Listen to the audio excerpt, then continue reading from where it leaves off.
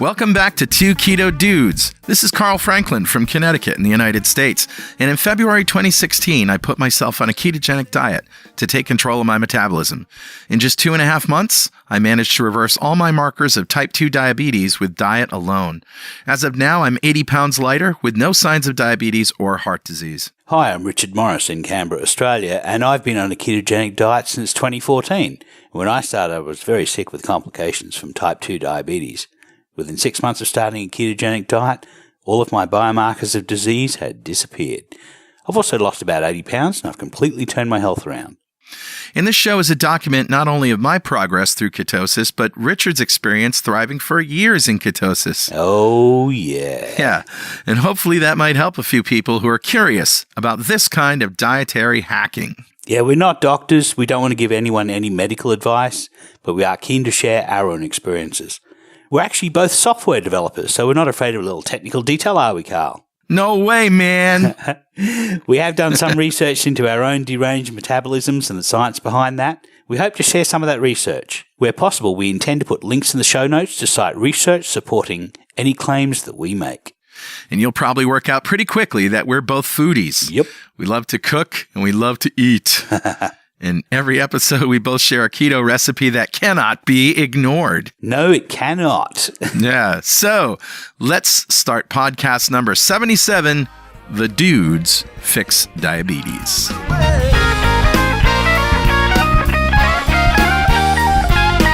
So, Richard, do we have any apologies or corrections from last week's show? Yeah, last week was the show that we did on Keto Fest with Professor Richard David Feynman. And, you know, I wouldn't dare correct anything he said. Neither would I. Yeah, we're not worthy. We're not worthy. All right. Well, let's revisit what a ketogenic diet is. It's 20 grams or less of carbohydrates per day, mostly from green leafy vegetables or nuts and seeds, some dairy. Cut out the sugar and starch. Exactly. Moderate protein, not too much. We go by 1 to 1.5 grams of protein for every kilogram of lean body mass we have. For me, it turns out to about 70 to 100 grams of protein a day. Yeah. And the rest of our energy we get from fat. Yeah, protein we use to build our bodies. We don't use it for energy. Carbohydrates are in a lot of plant food. So if you're going to be trying to get a lot of nutrients by adding plant food, you're going to be ending up getting some trace amount of carbohydrate, but you want to keep that as low as possible. Yep. You want to get all of your energy from fat, both the fat on your body and the fat on your plate. Exactly. So in general, eat fatty proteins when you're hungry, stop when you're full, and everything's good. And also get about 5 grams of salt a day. Yeah. You let satiety determine how much fat you're going to eat, how much energy that you need to eat. And if your body is releasing energy via your body fat, then you're not going to feel as hungry. So you use that as your fueling signal. So rather than asking each other how our week was, let's talk about what we did because we worked together on some projects, didn't we? Yeah, we did. We're in the same country. In the same town. In the same house, actually. In the same recording studio. So this was obviously after Keto Fest. We've done a whole bunch of projects. We've done some green screen videos in the pop recording studio. Yep. And we went to San Antonio to do 2 presentations there, which we're going to talk about coming up. Yeah. One of us flew home to Australia. Yeah, right. And got the flu on the plane. So pardon my sexy phlegm, everyone. Yeah, we also put up a Patreon page. And Patreon is this great thing where people who make stuff, like we make podcasts and videos, can get support by monthly pledges from people who want to support that activity. Right. And I think we've got almost $40 or something like that a month from different pledges that have come in just with our posting on Facebook. And thank you very much for that. So if you feel like donating, go to patreon.2keto.com. Yeah. Now, the other thing that I did this week is I got a new audio set up. So you probably hear that my voice sounds a little bit different. So Carl sort of gave me all of the right tips on what audio to get. So I have one of these Madonna microphones on my ear and a little device. But I bought a fancy set of headphones, and guess what I left on the plane? No. My headphones. So luckily Qantas engineers did find them underneath my seat, and they're mailing them out to me. So Well done, Qantas. Excellent. Yeah, well done, Qantas. Also, you're doing an event in Thredbo coming up here this week, right? Next weekend, it's I'm going to ski for 2 days with a bunch of low-carb people, and then we're going to do 2 days' worth of lectures on low-carb stuff. So that's being organised by the low-carb down under people, the same people who did the Breckenridge conference. So it's like a little mini version of Breckenridge here in Australia. Also, I just got off the phone with Rod Cornish from Hot Rods. This is a local restaurant that during Keto Fest had some great food available.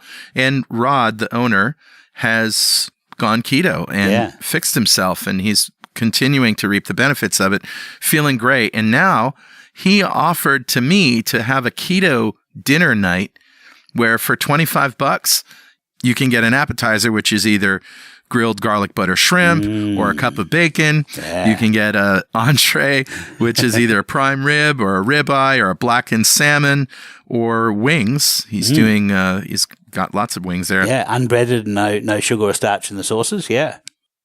Right. And broiled or grilled veggies, which would be asparagus or Brussels sprouts with olive oil and bacon. Broiled. Yum. Nice. Yeah, you've actually got a group of people in New London who meet up once a month for keto meals.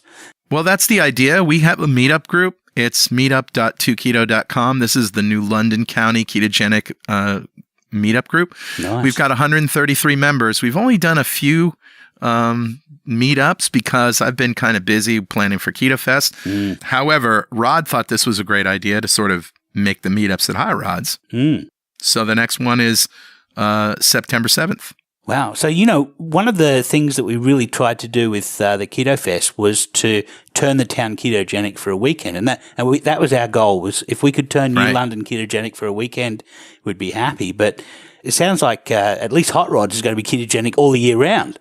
Well, I mean, by definition, wings are ketogenic, and he does have, the basic idea is that the staff, everybody there knows what keto is now. And so when somebody comes in and says, hey, I'm keto, well, now they have all the options that can be pointed out, and they're not going to get mashed potatoes on the plate and all that stuff. Nice. Yeah. Well done, Rod. Yeah, well done. So this is the point, Richard, in the show where we give away a piece of swag from our junk drawer, which is at gear.2keto.com.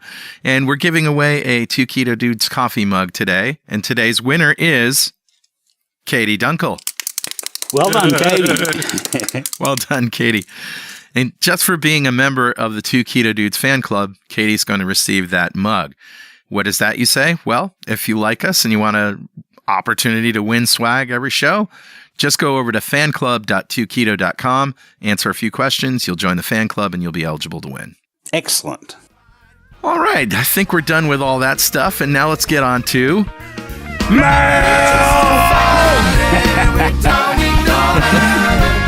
So I'm going to go first. I've got one from Justin on our ketogenic forums, and he says, I'm looking for a keto elevator pitch and a landing page.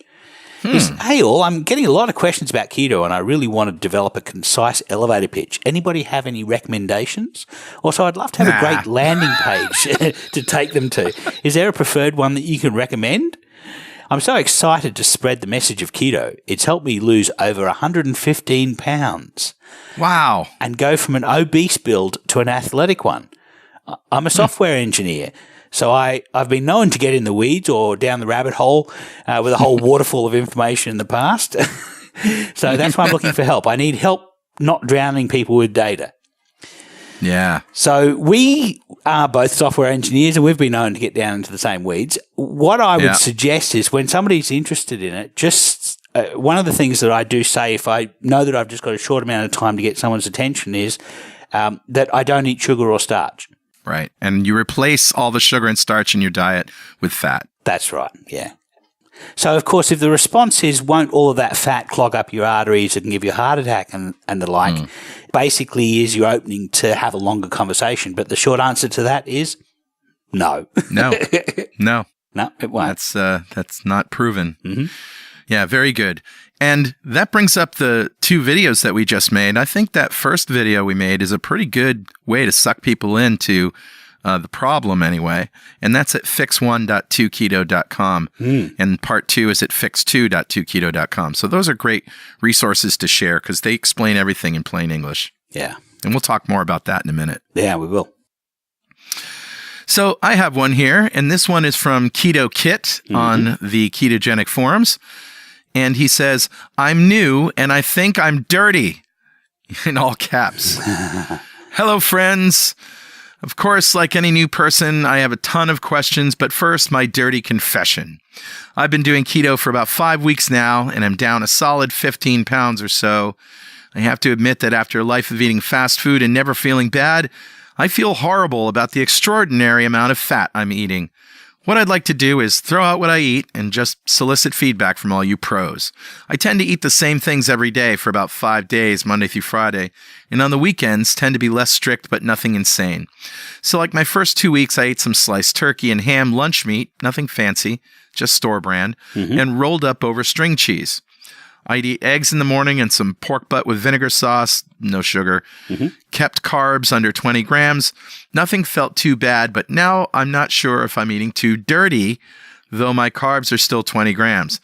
This week I've been eating about 2 or 3 brats through the end of the day.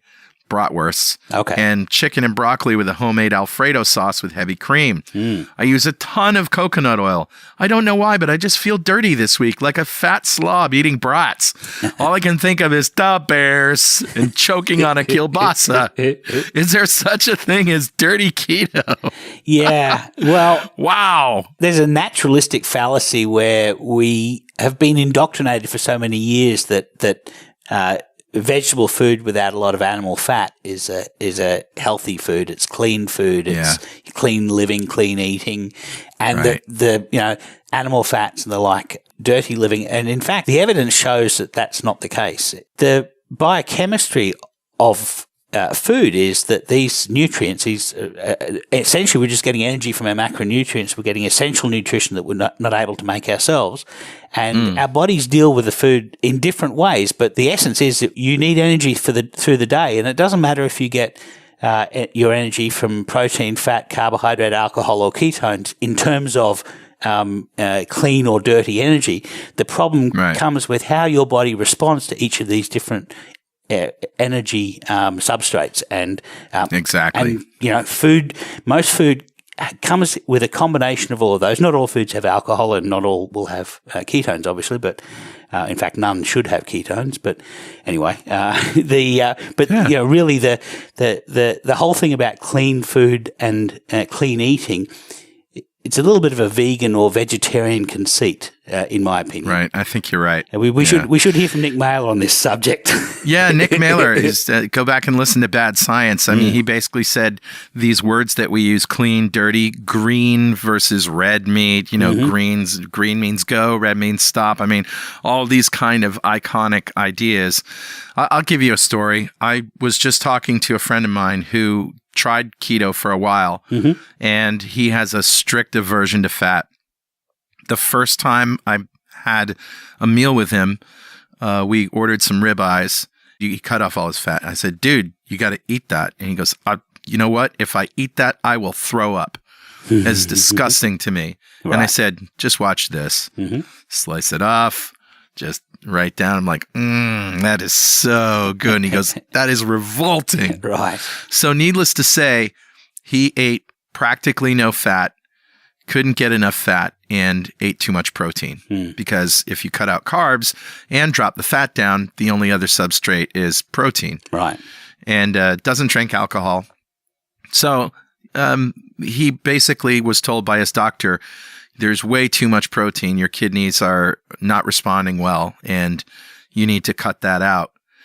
So he really equated ketogenic diet with a high protein diet, which it isn't. A lot of people do. It's a moderate protein diet. I know when I first did Atkins in 2004, that was I ate a high protein diet back then. Me too. And after about the first, it was successful for about a year.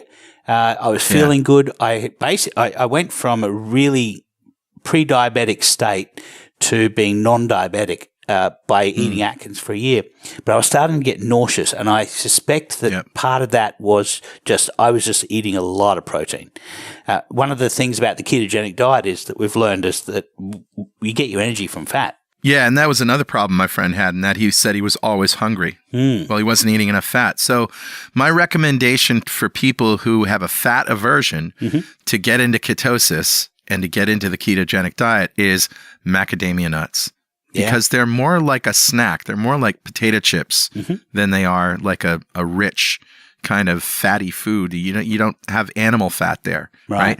Avocados and macadamia nuts are a great way to a sort of a gateway drug to more fatty meats, or if you just don't like animal fat. Yeah, and olive oil is another one as well. You can add, in a vinaigrette, just olive oil. Just make a vinaigrette with olive oil and a little bit of vinegar, and that's the energy in that salad that you're eating. Right. The carbs in it are just incidental, and basically you're eating some essential nutrition and energy from the olive oil. And to be honest, vinegar is actually a kind of saturated fat. Most people don't know that. Yeah, that's right. Acetic acid is actually a kind of saturated fat. It's an energy source in the fat area. So I highly recommend that as a if you're starting to feel dirty about your food, have a salad with lots of vinegar and olive oil all over it. That's right. There you go.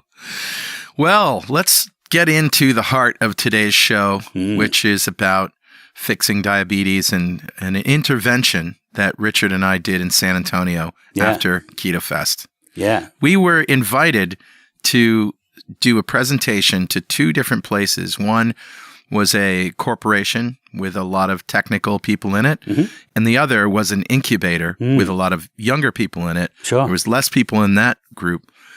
But the essence of it is we wanted to focus on blood sugar. We didn't want to make this a weight or a diet thing or anything else. We wanted to focus on the dangers of high blood sugar. Yeah. So to that end, we had everybody test their blood a couple of days before we got in. 135 people got an HbA1c test. Yeah. And we actually got it from a pharmacist because there was complications having doctors involved. They have HIPAA requirements, and the pharmacist also had HIPAA requirements, but he had a different series of them. And so that was actually the mechanism. The people who invited us down there did all of the hard work, the legwork of getting the HbA1cs, and they gave us anonymized data. So we just got a list of 75 HbA1cs for one presentation and 56 for the other presentation. And what we then did was we tailored our presentation for the audience, and we basically knew from the HbA1cs how many of those people were type 2 diabetic, how many were pre-diabetic, how many were normal, and how many were healthy. And there's actually a difference between normal and healthy, and we can talk about that in a minute. But we're actually doing this same corporate presentation to corporate groups all over America. So, and we did, as Carl mentioned, we did a green screen presentation in front of our slides that we put on YouTube so anybody can freely get that same presentation. Yep, and that is at fix1.2keto.com, and part 2 is at fix2.2keto.com. It is a 3-part series, but the third part is going to be really interesting. We're going back in October. That's right. We're going to measure those same people's HbA1c, and we're going to find out not only how many of them dodged the bullet of diabetes, but how much money was saved. Right. And I think that is the key. Yeah. It's all about the money to businesses. Yeah, the first presentation was about the science. The second one is about the food, and the third one is about healthcare costs. And that's really where we're literally bringing home the bacon. First of all, the level, and we've said this on the show before, the level of A1C above which your pancreas is killing off more beta cells than it is growing or regenerating is 5.4. To clarify, if your A1C is 5.4 or lower, your pancreas is able to generate more beta cells than are being killed off by glucose toxicity. And at 5.5 or higher, you are essentially slowly progressing towards diabetes. Yeah, the interesting thing about the pancreas is the pancreas apparently doesn't have stem cells, so it's not able to start off with pluripotent cells and turn them into all the different cells that are required in the pancreas. So the way the pancreas makes new beta cells is it divides existing ones. And that's the problem, is as soon as you've lost your beta cell function, you're never going to get it back again. So before we drilled into the numbers, we asked the question, why are a couple of programmers and therefore all these engineers concerned about diabetes, and what makes engineers and programmers even qualified to do diabetes research? Because we're not doctors, are we? No. No, and the reason is that doctors are trained to treat symptoms, mostly with medication, and prescriptions, but they're not trained to seek out the root causes of problems. They have their education, and it is what it is, and they're not interested in science. We are engineers. We like to find where the bugs are and fix them.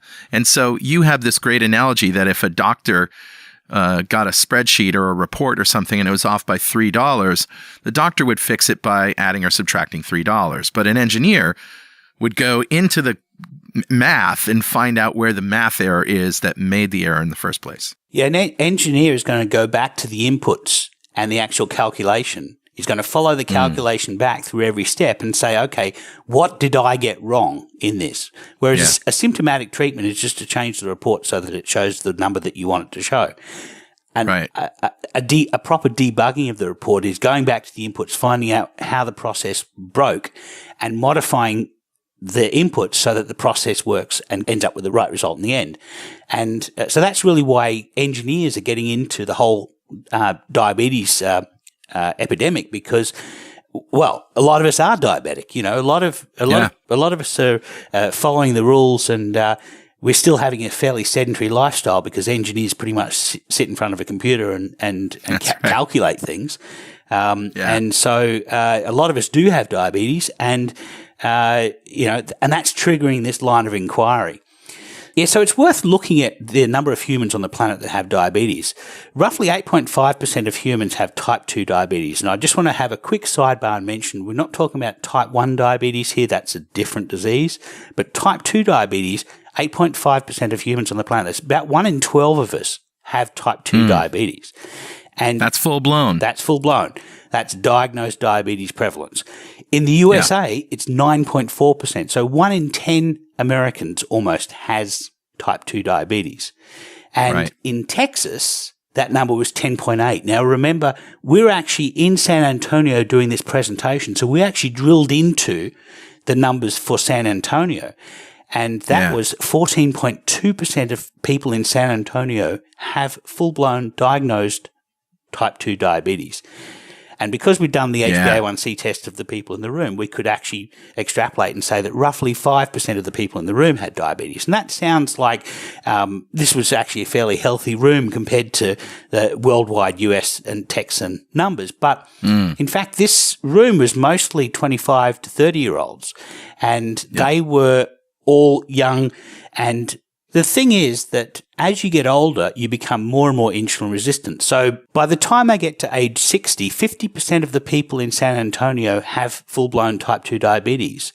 Yeah, so this was an audience that was on its way. Now, we also had the number of people who were considered pre-diabetic, and that was in the 30% range, right? Yeah. 32? For the USA, it was 33.9. For Texas, it was 33.0. For San Antonio, it was 32, which probably indicates that San Antonio, because they had more type 2 diabetics and fewer people with pre-diabetes, that probably indicates that they're very good at identifying people with diabetes.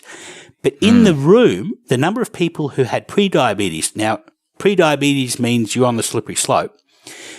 The number of people who had pre-diabetes was 34%. And that is a slippery slope as defined by the established, American Diabetes Association or whoever it is, but it's an A1C of what exactly? That's an HbA1c of 5.7 to 6.4 is pre-diabetic. Below 5.6 is normal, and above 6.5 is considered type 2 diabetes. Now, as you heard us say before, we have a study that shows us that 5.4 or lower is safe because your pancreas is producing more beta cells than are dying off. And 5.5 or higher is actually the real point of prediabetes, is it not? Yeah, we like to call that the point of no return. And it's really a glucose level of 6.1 millimoles per litre, or a glucose level of 110 milligrams per deciliter, which equates roughly to an HbA1c of 5.5. So if your blood sugar is higher, now most people, their blood sugar swings up and down during the day. And if you spend most of your time above that point, then you're predominantly killing more than you're able to create. And people who have a 5.5 HbA1c are spending over the 3 months that the HbA1c is measuring, they've spent at least half of their time above that point and half their time below it. And so that's an indication that they're in trouble. Yeah. Now, and this was the shocking part, in the room, 52% of the people, of the 131 people that we measured, had an A1C of 5.5 or higher. Yeah. Meaning that they were on their way to progressively getting worse and worse diabetes. They had a progressive disease in their body. They just didn't possibly know about it. In fact, we had 4 people in the room who we were able to identify as diabetic, and some of them didn't know they were diabetic when they walked into that presentation. Now, when we go back in October and we measure how many people have gotten their A1C below 5.5, we are essentially going to put a dollar figure on that. And the cost of diabetes that we're conservatively estimating comes right from the American Diabetes Association. And we have a link to this page, the cost of diabetes. This was based on research published March 6, 2013. So that is 5 years ago, almost. Estimating the total cost of diagnosed diabetes, which rose to $245 billion in 2012 from $174 billion in 2007 when the cost was last examined. So that's a 41% increase over a 5-year period. And this is just in the United States. Yeah. So in 2012, $245 billion. This is how they break it down. People with diagnosed diabetes incur average medical expenditures of about $13,700 per year. Now, remember, this is almost 5 years ago, of which about $7,900 is attributed to diabetes. People with diagnosed diabetes on average have medical expenditures approximately 2.3 times higher than what expenditures would be in the absence of diabetes. Right. Now, they have this really great infographic which sort of brings it home. Diabetes affects, remember this is 2013 data, diabetes affects 30 million children and adults in the U.S. That's 1 in 11, which you basically said 1 in 12. Yeah. The human costs, African Americans and Hispanics are over 50% more likely to have diabetes than non-Hispanic whites. 84 million Americans have pre-diabetes and are at risk for developing type 2 diabetes. 90% of them don't even know they have it. Every 21 seconds, someone in the U.S. is diagnosed with diabetes. And the economic costs, the total costs of diabetes and pre-diabetes in the U.S., $322 billion. The average price of insulin increased nearly 3 times between 2002 and 2013. Speaking of which, remember Les Haley? Who's my friend? He's in our slideshow. He just came from the doctor, and he has lost 125 pounds. Wow. He's down 125 pounds. I know we said 100 plus in the slideshow. Yeah. He also was taking 70 units of insulin a day, and he no longer takes any. Wow. That's incredible. So there's a substantial cost saving right there.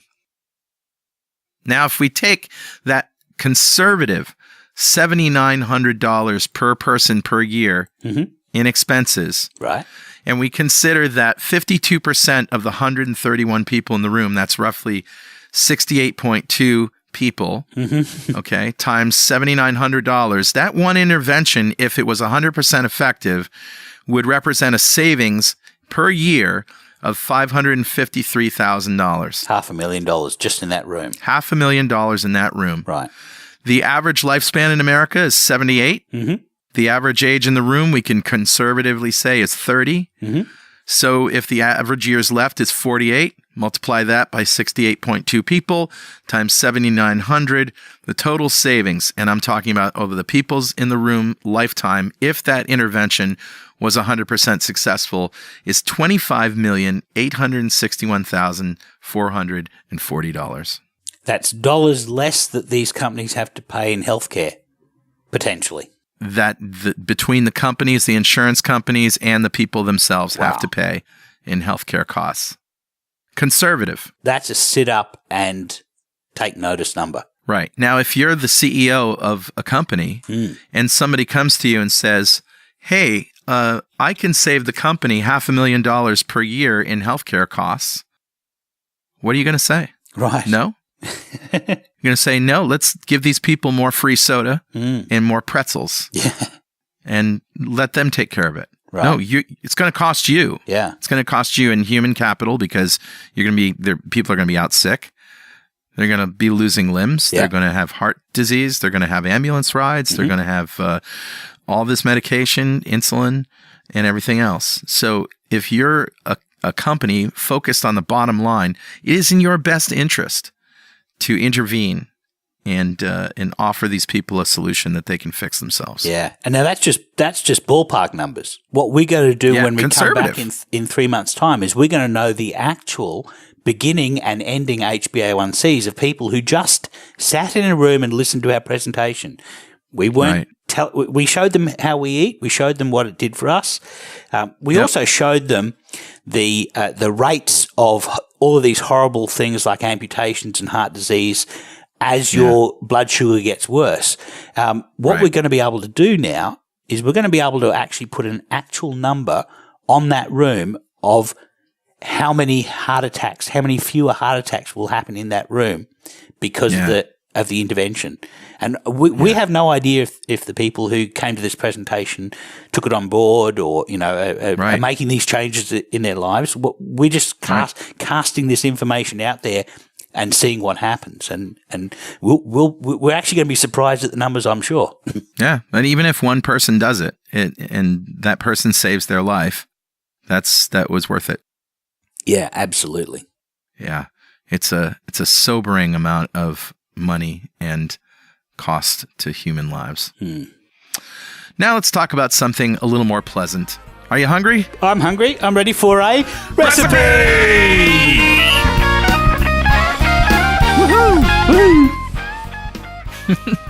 Recipes. Okay. So guess what kind of recipe I'm going to do today? I'm considering it's going to be beef.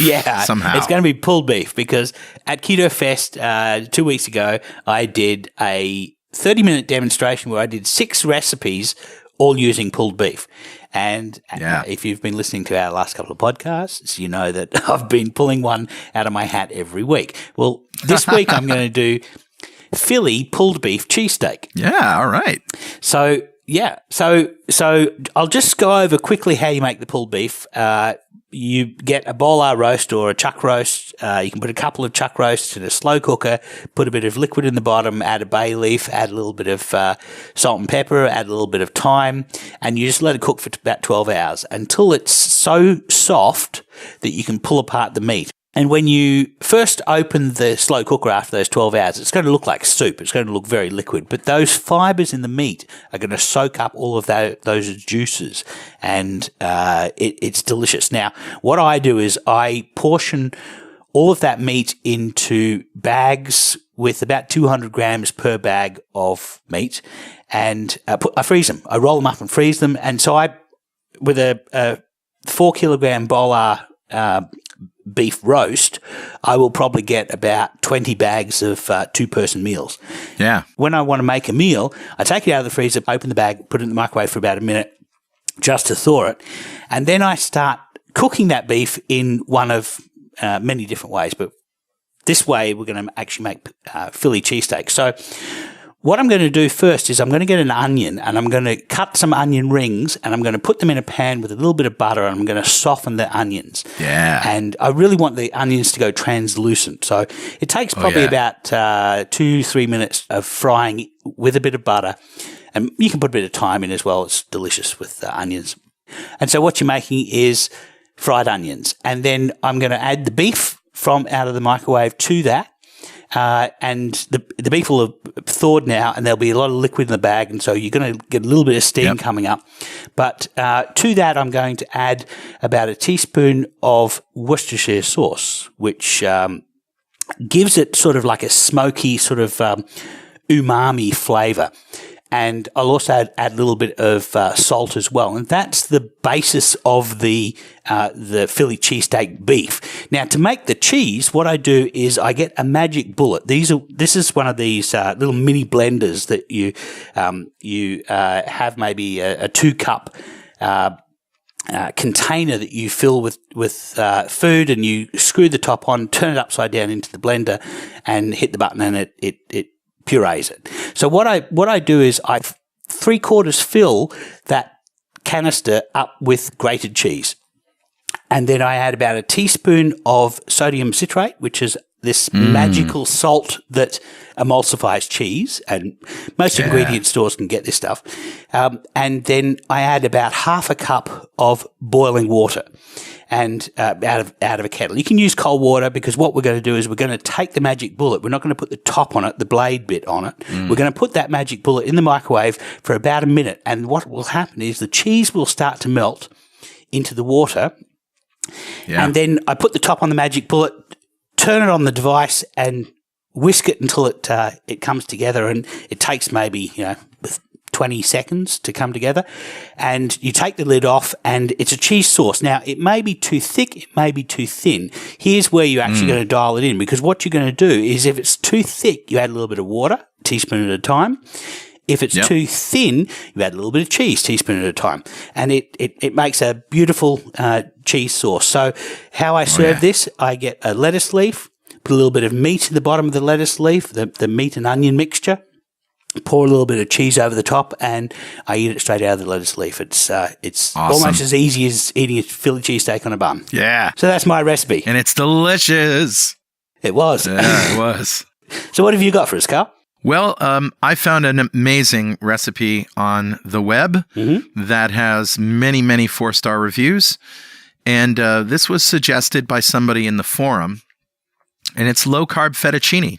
Oh. There's only 2 ingredients. Okay. Shredded mozzarella and egg yolk. Ooh. So you take 1 cup of 2% milk shredded mozzarella, which is pre-shredded cheese in the bag by Kraft. That's okay, but you can shred your own, whatever. Yeah. I like to shred my own because they often put cornstarch to help it. Exactly. Potato starch and yucky things. But, it's not going to be a lot. If you do have some, Nah. You'll be fine.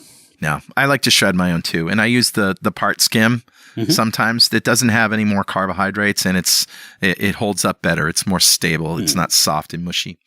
All right, so 1 cup of shredded mozzarella, 1 egg yolk. So you melt the cheese in the microwave at 30% power for 1.5 minutes in a 1200-watt microwave, whatever. Right. So you just want to soften it up.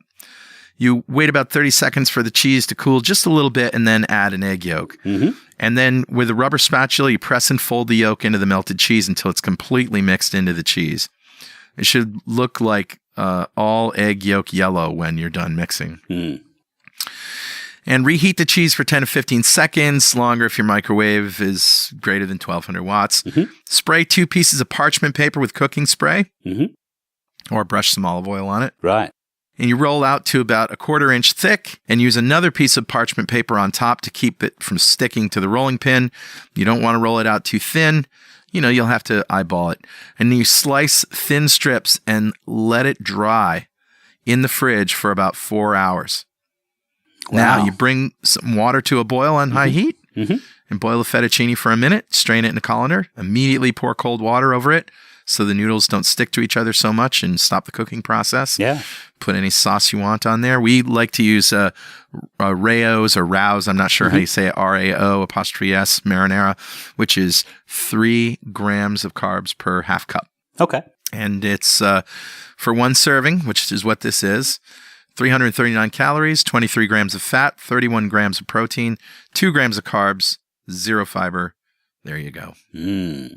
That sounds delicious. I should try that. Yeah. Garlic butter is good too, and herbs. Awesome. Well, that's a show, my friends.